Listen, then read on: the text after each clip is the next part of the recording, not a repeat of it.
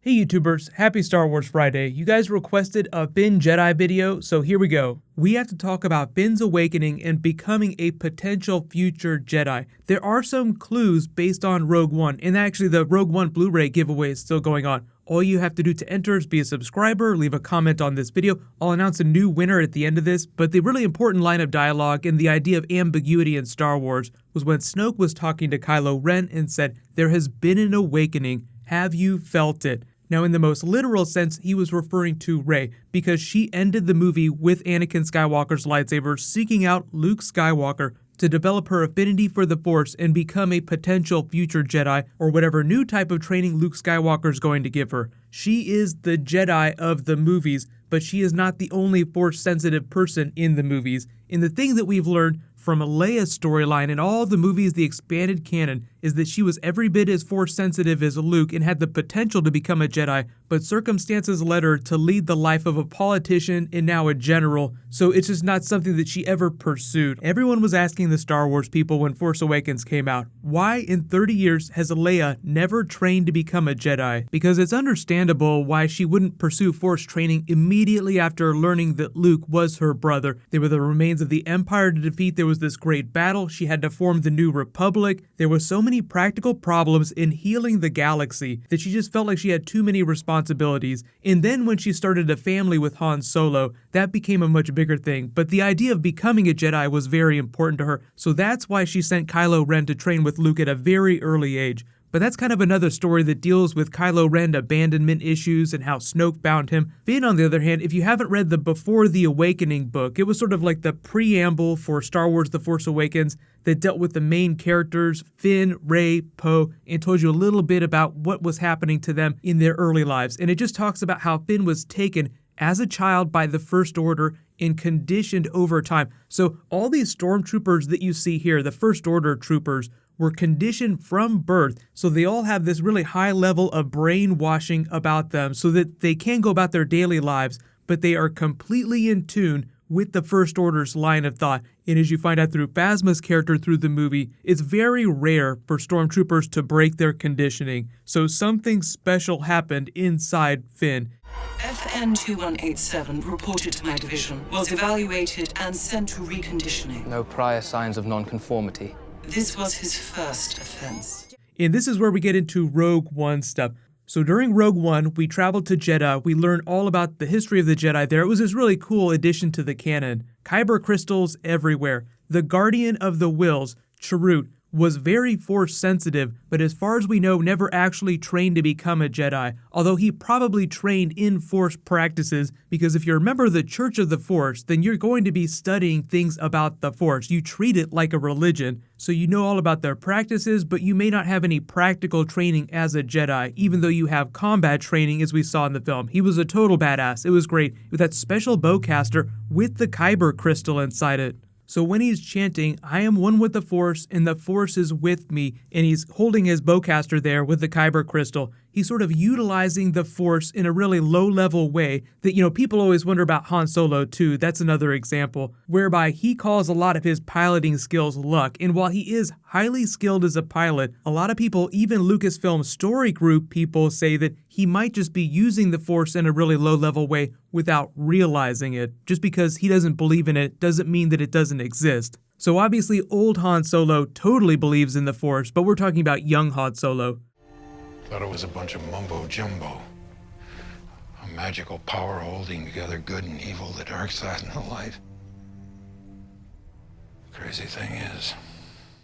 And the other big one was this deleted Maz Kanata scene that made it onto the Blu-ray. So we know very little about Maz Kanata's character, only that she's very old. She's kind of the Yoda-type figure in the movie. Someone small who looks kind of like a Muppet, but has great knowledge of the Force and a really mysterious past. So when the First Order attacks and just reduces the cantina to rubble, you see her using the Force to lift a giant piece of building off of her. So we know that she's Force sensitive and knows how to wield the Force, but there's no evidence that she's ever been a Jedi during her life. But she just has great knowledge of the Force, so that'll just continue out in the new film. So look forward to a lot of Maz Kanata stuff happening in Episode 8 and Episode 9. And even though they sort of cut past it really quickly, she did make it out when the Resistance and Leia came to rescue all those people after the First Order had left. So Maz Kanata is still very much part of the franchise, and a good example of someone who is Force sensitive and can use the Force without being a Jedi.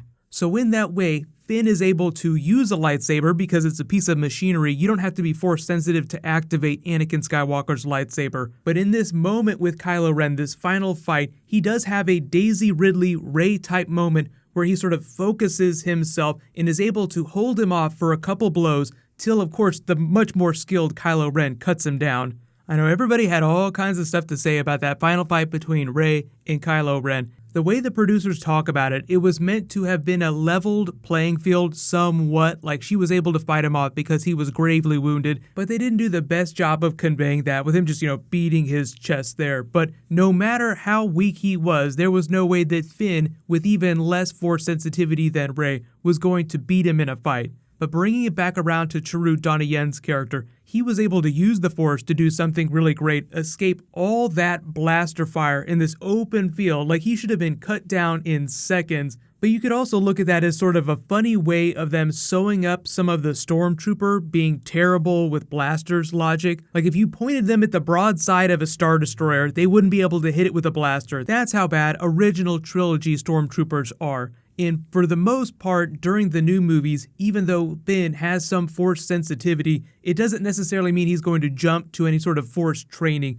But I do think eventually, like when you look at the history of the original trilogy characters, Luke, Leia, Han, and the things that they did over their lifetimes, he'll get there eventually. The whole idea of Episode 7 is the Force was awakening all over the place, not just in Rey's character. That's why titles are ambiguous. Like when you say the Last Jedi title is very ambiguous. Is it talking about Rey? Is it talking about Luke? So they totally do that on purpose. So Finn has his awakening moment, and even though it seems more like his morality is awakening, there's a lot more that's going on in this scene.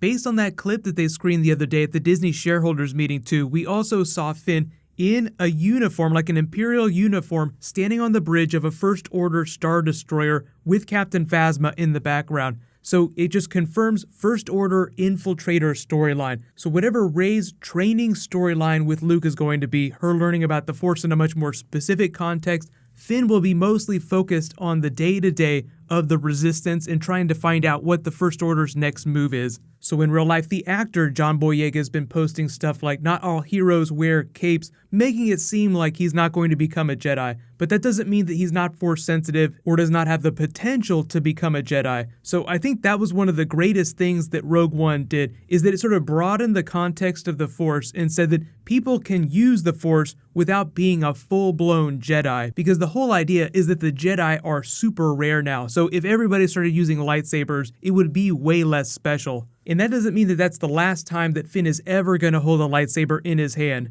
So here's my big question for you guys.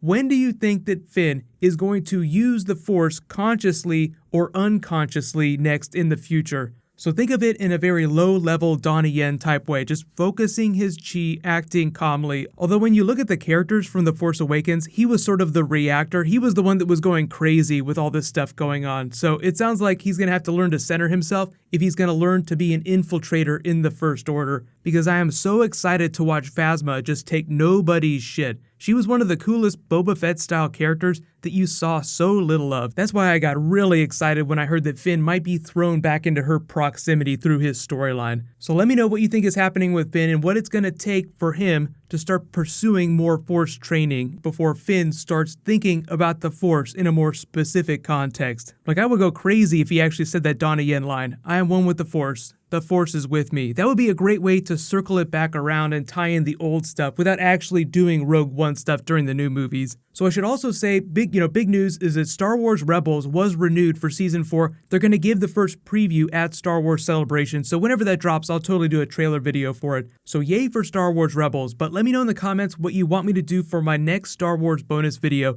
And what's happening tomorrow is there's brand new Wonder Woman dropping, so I'll do a video for that trailer, and then they announced a new Avengers Infinity War character that's going to be part of Thanos' Obsidian Order, so that is crazy. So I will try to get that stuff out as fast as possible. But congratulations to this week's Star Wars giveaway winner, Stinger Draws. Please private message me on the back end of my channel so I can get your contact details. New round started in this video. I'll just announce the winner the next time I post a Star Wars video. While you wait for that, click here for that Game of Thrones Season 7 trailer, and click here to learn more about that Last Jedi footage. Thank you so much for watching. Let's high five. I'll see you guys in the next video.